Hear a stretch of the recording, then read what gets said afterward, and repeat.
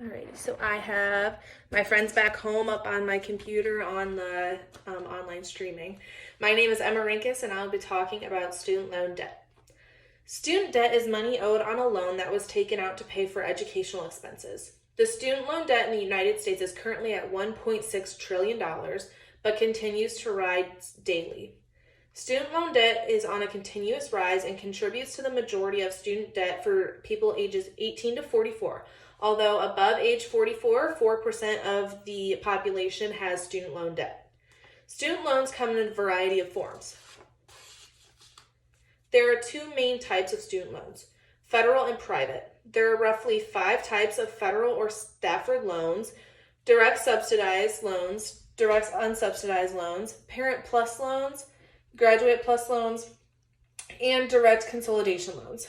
Direct subsidized loans are loans made to eligible undergraduate students who demonstrate financial need to help cover the costs of higher education made to waive interest for the full amount.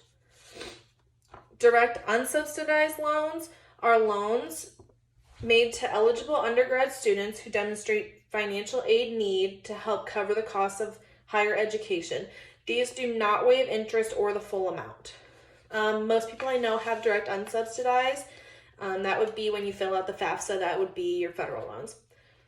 A parent plus loans, these are loans for parents of students who are at least minimum half-time at post-secondary schools. And then graduate plus loans are for loans for parents of students who are in graduate school or professional school. These two are still student loans, but they are just loans given to the parents rather than the students.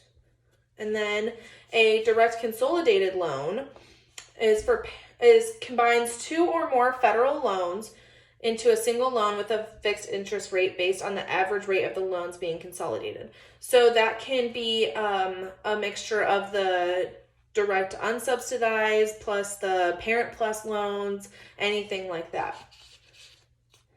Those are the federal loans, but there are only 2 types of private loans: private student and private parent loans. I personally have a private student loan.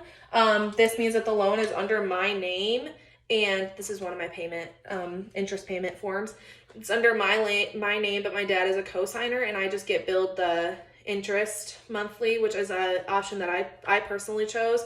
So when I graduate and I have to start paying back my student loans, then I can just knock off a little bit of the interest. There are a lot of different options for them.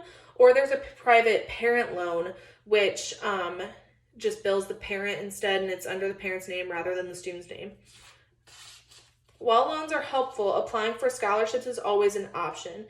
In 2010, there was $49 billion given out in scholarships. 48% of those scholarships were federal, 36% were private, and 31% were state or local.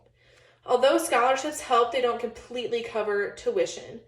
$4,755 worth of scholarships was given federally, and that's an average.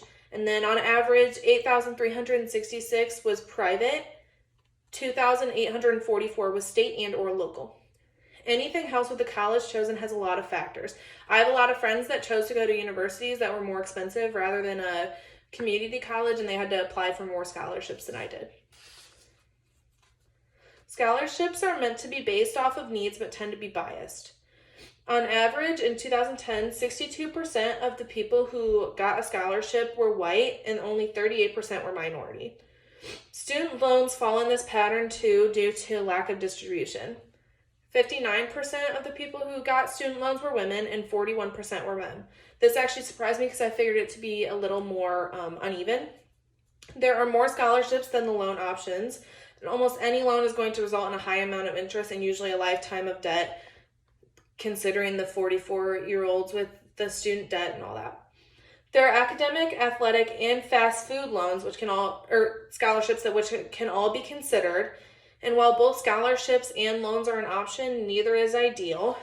Like I said, I personally have a private student loan, but I also have a direct unsubsidized loans, which mean when I graduate, I'll be paying both of those off. I have interest on both of those loans, and I will probably continue to pay those off for the majority of my lifetime, as will the majority of the U.S., considering a lot of higher jobs with higher pay, you need a college education. So that's one thing to consider if looking into student loans. I would not recommend a private loan. I'd recommend a federal loan. Thank you.